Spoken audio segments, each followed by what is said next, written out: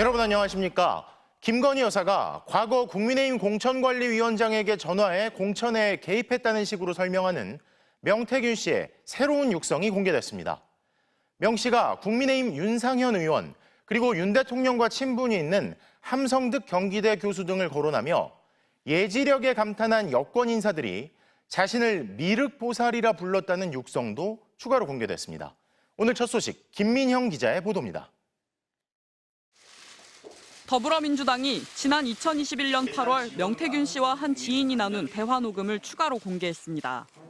명 씨는 통화에서 함성득 경기대 정치전문대학원장이 자신을 미륵보살이라고 부른다고 자랑합니다. 그래서 내가 윤상현이 제일 친한 함성득이한테 내가 시켰지. 함성득이 내보고는 미륵보살이라고 하니까 미륵보살이라고 합니다. 함성득 원장을 시켜 윤상현 의원을 윤석열 캠프에 합류시켰다고 과시하는 내용이라는 게 민주당 주장입니다. 당시 윤 대통령은 검찰총장을 그만둔 뒤 국민의힘에 막 입당한 상태였습니다. 윤 대통령의 서울 서초동 아크로비스타 이웃이기도 했던 함 교수는 지난 4월 윤 대통령과 더불어민주당 이재명 대표의 영수회담을 물밑에서 조율하기도 했습니다. 지난 2022년 4월 재보궐선거 공천 당시 다른 대화에서 명 씨는 이번에도 함 교수와 윤 의원을 거론합니다. 나중에 저녁에 이제 누구 함성득이 가갖고 막 난리치겠지. 자기 친구니까. 그러니까 윤상현이가 가서 또 울고불고 또 난리치겠지. 내보고 민주당은 제보자 신원을 보호하겠다며 대화 상대방의 육성은 공개하지 않았습니다. 대신 당시 대화를 글로 제공했는데 지인이 사모님은 윤상현 의원한테 전화했지라고 묻자 명태균 씨가 예라고 대답한 뒤 윤 의원이 함 교수에게 가서 난리칠 거다. 자신을 거칠게 비난한다고 말하는 대목이 이어졌다는 겁니다. 김 여사가 당시 국민의힘 공천관리위원장이던 윤 의원에게 전화한 정황이 추가로 드러났다는 게 민주당의 주장입니다. 공교롭게도 미륵보살 문구가 등장하는 자신의 육성이 공개되기 약 17시간 전 명 씨는 SNS에 불상 사진을 올렸습니다. 함성득 교수는 미륵보살이라는 말을 써본 적도 없고 명 씨가 자신에게 무언가 지시할 위치가 아니라며 한마디로 황당무계하다고 일축했습니다. 윤 의원은 김 여사와 공천에 대해 통화한 적이 없다고 밝혀왔는데 공개된 새 대화에 대해서도 근거 없는 이야기라며 허황되고 황당하다는 입장을 전해왔습니다. MBC 뉴스 김민영입니다. 윤석열 대통령은 이틀 뒤 대국민 담화와 기자회견에 나섭니다. 대통령실은 어젯밤 예상보다 앞당겨진 회견 일정을 기습적으로 발표했는데요. 여당 내 친윤계 건의를 수용한 걸로 보이는데 이 일정을 정하는 과정에서도 또다시 국민의힘 한동훈 대표 패싱 논란이 불거졌습니다. 먼저 홍익표 기자가 보도합니다. 윤석열 대통령이 오는 7일 오전 10시 취임 뒤 네 번째 공식 기자회견을 갖습니다. 대통령실은 국민이 궁금해하는 모든 사안을 소상히 설명할 거라고 밝혔습니다. 앞서 회견 때 주제별로 질문을 받았는데 이번엔 주제와 시간 제한 없이 질문을 받고 윤 대통령이 답변할 것으로 알려졌습니다. 대통령실은 윤 대통령이 국회 예산안 시정연설에 불참한 당일 밤 기습적으로 기자회견 일정을 발표했습니다. 더구나 날짜도 예상과 크게 달랐습니다. 당초 해외 순방 일정을 고려해 이달 말 회견을 열 거란 전망이 있었지만 일정을 대폭 앞당긴 겁니다. 서둘러 기자회견을 하는 건 여당 내 친윤계 의견이 반영된 걸로 보입니다. 국민의힘 추경호 원내대표는 어제 윤 대통령을 만나 순방 전에 입장 발표가 있어야 한다는 당내 의견을 전했다고 밝혔습니다. 제가 어제 대통령실에 다녀왔습니다. 말씀을 전했고 가급적 국민과의 소통의 기회를 일찍 가지시면 좋겠다. 그런데 이 과정에서 한동훈 대표에 대한 패싱 논란이 또다시 불거졌습니다. 당대표를 제쳐두고 원내대표가 대통령을 찾아가 당내 여론을 전한 데다 한 대표는 기자회견 사실을 언론 보도 무렵 전달받았다고 밝혔습니다. 결정 과정에서 노골적으로 배제된 셈인데 한동훈 대표는 국민 눈높이에 맞는 담화가 되어야 한다며 대통령실에 대한 비판을 이어갔습니다. 국민의 눈높이에 맞는 담화가 되길 기대하고요. 반드시 그래야 한다라고 생각합니다. 야당은 특검 수용 없이 돌아선 국민의 마음을 달랠 길은 없다며 김건희 여사 특검 수용을 재차 강조했습니다. MBC 뉴스 홍익표입니다. 자, 그런데 투표 불과 하루 전 나온 여론조사에서도 두 후보 지지율은 박빙 양상을 보이고 있습니다. 내일 아침 8시 반부터 저희도 개표 상황 실시간으로 전해드릴 텐데 누가 최종 승자가 될지 막판까지 알 수 없는 상황입니다. 임현주 기자가 보도합니다. 현지 시간 4일, 미국 정치 전문 매체 더힐과 에머슨대가 공개한 여론조사 결과입니다. 펜실베니아와 노스캐롤라이나에서 트럼프는 49%의 지지율을 보였고 해리스는 이보다 1%포인트 적은 48%의 지지도를 보였습니다. 조지아에서는 트럼프 50%, 해리스 49%였고 애리조나는 트럼프 50%, 해리스 48%였습니다. 네바다와 위스콘신에서는 두 후보가 동률을 이뤘습니다. 미시간주에서는 해리스 50%, 트럼프 48%의 지지율을 보였습니다.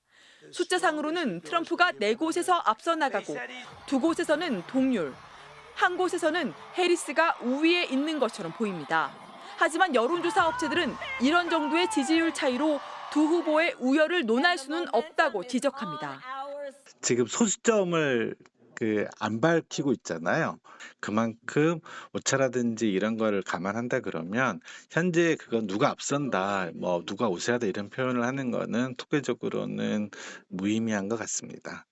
실제로 바로 전날 뉴욕타임스 등이 발표한 여론조사에서는 해리스 부통령이 트럼프 전 대통령을 4곳에서 앞서고 있다는 결과가 나오기도 했습니다. 또 미국 공영라디오 NPR과 공영방송 PBS가 실시한 전국 여론조사에서는 해리스 부통령이 지지율 51%를 받으며 트럼프 전 대통령을 4%포인트 차로 앞선 것으로 나타났습니다. 하지만 모두 오차 범위 내에서의 우위인 만큼 두 후보의 지지율은 여전히 박빙이라는 얘기입니다. MBC 뉴스 임현주입니다. 정부가 서울과 수도권에서 그린벨트를 풀어 대규모 주택을 공급합니다. 특히 강남권 2만 가구를 비롯해 고양과 의정부, 의왕까지 모두 4곳에서 5만 가구 규모의 택지를 조성하는데요. 박영일 기자가 전해드립니다. 단연 눈에 띄는 곳은 서울의 서리풀 지구입니다. 대부분 그린벨트로 묶인 221만 제곱미터 부지가 신규 택지로 나옵니다. 신분당선이 지나고 GTX-C 노선과 경부고속도로가 맞물려 강남으로 접근성이 뛰어납니다. 이곳에 들어설 2만 가구 가운데 절반 이상을 신혼부부들의 전세주택으로 내놓습니다. 11,000세대를 신혼부부 전용인 장기 전세주택 미리네 집으로 공급할 계획입니다.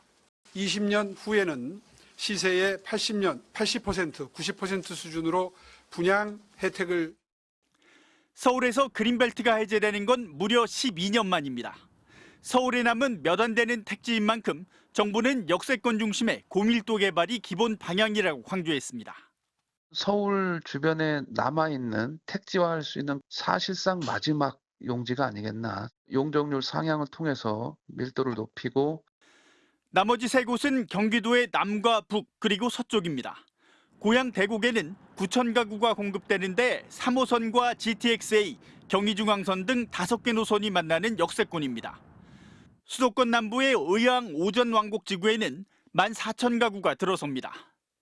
7천 가구가 들어설 의정부 용현지구는 그간 군부대로 인해 개발이 늦어진 지역입니다. 이미 훼손되어 환경적 보전 가치가 낮고 공장, 창고 등이 난립하여 난개발이 발생 중이거나 우려되는 지역으로 정부는 이들 4개 지구와 주변 지역을 토지거래 허가구역으로 즉시 지정하고 최근 5년간 투기로 의심되는 거래를 조사하고 있습니다. 정부의 목표는 2029년 첫 분양에 2031년 입주입니다. 관건은 토지 보상 절차에 얼마나 속도를 내느냐입니다. 만약에 보상이 늦어지거나 감정평가가 늦어지게 되면 차질을 빚을 수도 있습니다. 정부는 내년 상반기 추가로 3만 호 건설 계획을 내놓겠다며 주택 공급 의지를 강조했습니다.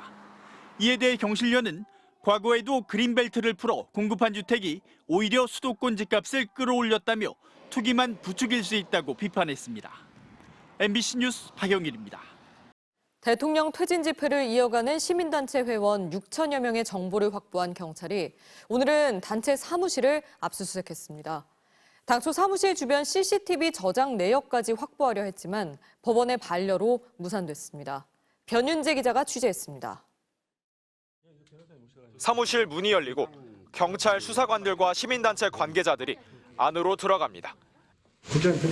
변호사님 먼저 오시면 경찰이 윤석열 대통령 퇴진 주장 집회를 이어가고 있는 시민단체 촛불행동의 사무실을 압수수색했습니다. 지난 9월 말 회원정보관리업체를 압수수색해 6천여 명의 정보를 확보한 지 한 달여 만입니다. 촛불행동 사무실이 있는 건물 1층과 지하 1층엔 이렇게 경찰이 배치된 상황입니다. 오늘 오전부터 압수수색이 진행 중인 모습입니다. 경찰은 업체에서 확보한 정보와 촛불행동이 보관 중인 회원 명단을 비교하기 위해 압수수색을 하게 됐다고 설명했습니다.